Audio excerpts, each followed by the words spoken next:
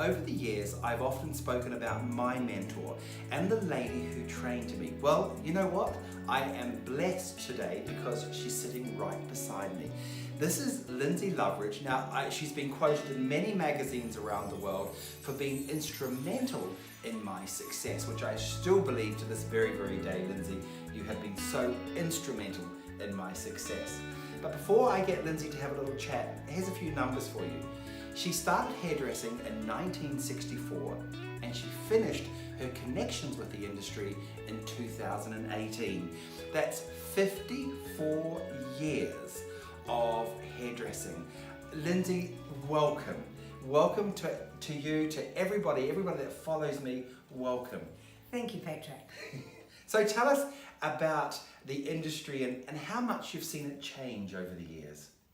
I think it's a bit like horse to cart, isn't it? And to automobile, etc. So when I first started hairdressing, it was all about setting hair. And from there we moved on, and then it became about blow waving and cutting, and then it became precision cutting.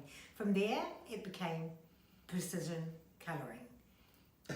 So really, I mean, having hairdressed for so many years, Yeah. How many people do you think over the years, now this is a surprise question, do you think you've trained?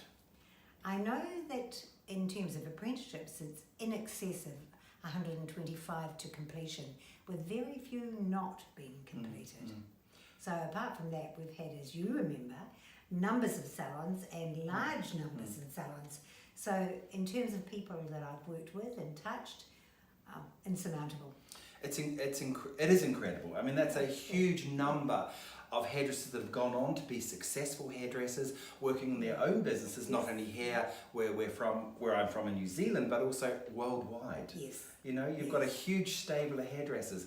Lyndsay, as someone so experienced and someone who's been so involved in education, what's your advice to a lot of young hairdressers about entering our industry? You've got to want to. I guess that's the very first thing.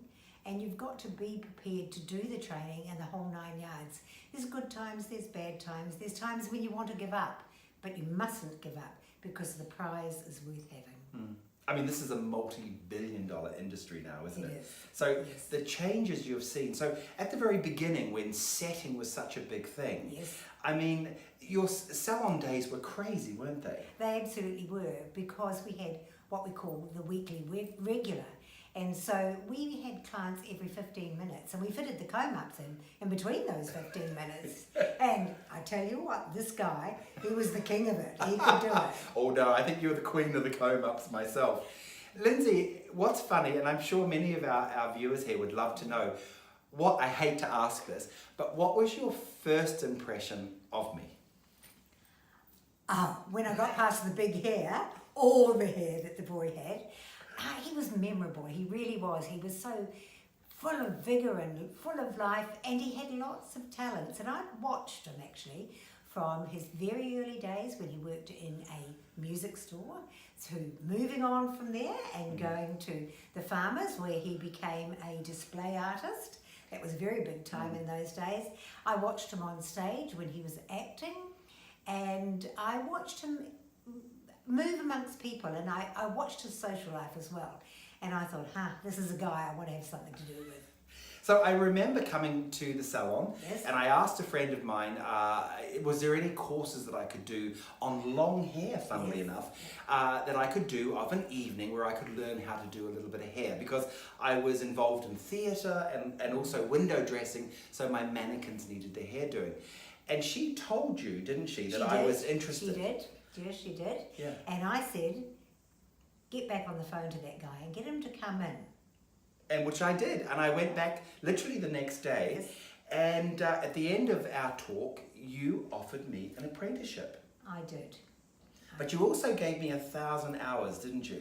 I did, because of your work-related or skill-related trade and work ethic, etc. And so, because on those days I was actually on the apprenticeship committee, I was able to be in the right place at the right time to prove that you had done the work, and also you were a young adult. I was. And back then, Lyndsay, what was the standard time for an apprenticeship? It was 4 years. It was 4, so 8,000, was it 8,000 8,000 hours? hours it was. 8,000 hours you had to train for your hairdressing apprenticeship, Yeah. and I was lucky enough, as you say, to have got accredited 1,000 hours, which meant that my apprenticeship was slightly shorter, and it meant also my earning capacity as an adult remained relevant, really, for me to be able to work and live. Absolutely, it did. Yeah. And so, tell me because I haven't asked her, but tell me perhaps a couple of stories that you remember about me in the salon way back then. Right, the stories that I remember. I think that first of all, Patrick loved people. If he touched them on the shoulder, he'd do this to his clients. They loved and adored him. Whether he could do hair or not, they wanted only Patrick. So I'll never forget that about him. Also, the staff loved him. He was fun, absolute fun. He was never still. He was pretty crazy. And he would do things to the staff's hair that I wasn't too keen on those days. And we used to call it jaking it up to nzes. And he would which do meant getting the hair as big as I could possibly get. Absolutely. And even in those days, that's something he could do. And I remember you telling me off. She said to me one day, she said, Susan, wasn't it? Yes, I did her hair. It's so huge she could hardly get through the door. And I think you decided it was time to call a stop to all of that, didn't you? I did. I said, you've got to be able to fit it in a car. You couldn't even do that. And guys, you've got to remember, this was the 80s. So we're talking new wave romantic boy George Duran. We're talking about, the whole sort of romance of fashion and hair. Absolutely. Yeah. Absolutely. And these were amazing times in New Plymouth, in New Zealand. And Lyndsay, when I left your employment, when I left New Zealand, did you think it was the right transition for me to go from our small city to London? It was absolutely the only transition you should have made. And I was right behind you every inch of the way with that. I think that one thing that I remember is you paid your dues, so to speak, that you saw your apprenticeship through. You were a very valuable employee during that period of time, and it was time now for you to take your passport to the world and do what you did best. I think over the years, every time I come back to New Zealand, it's been many times, we have always touched base, haven't we?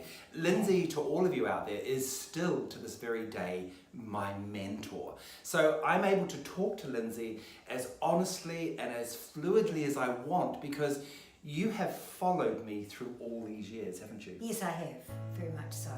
Yeah, I know you almost as well as you know yourself in some aspects. Yeah. And I think it's also, you've seen me reinvent and work the craft to the level I've got it today. Absolutely. You're a moving target. I never know what you're going to do next, and I always know there's something more to give, and I watch with interest. So Lyndsay, this is the $60 million question. How do you see Patrick Cameron evolving? Patrick, you're memorable, you're an influencer, you have got a story to tell, and people listen. They admire your craft, but they admire you as a person, and you actually touch everybody that you talk to, whether the audience is thousands or whether it's just a few people. And I think you've got a strong message. I'm really waiting to hear what you're going to do. Oh, Lyndsay, thank you. It's always so important for me to get that feedback from you and just to feel you've got my back. Always. Yeah? Always. So, this is the first time many of you have met this amazing lady. This is Lyndsay Loveridge from New Zealand who trained me all those years ago.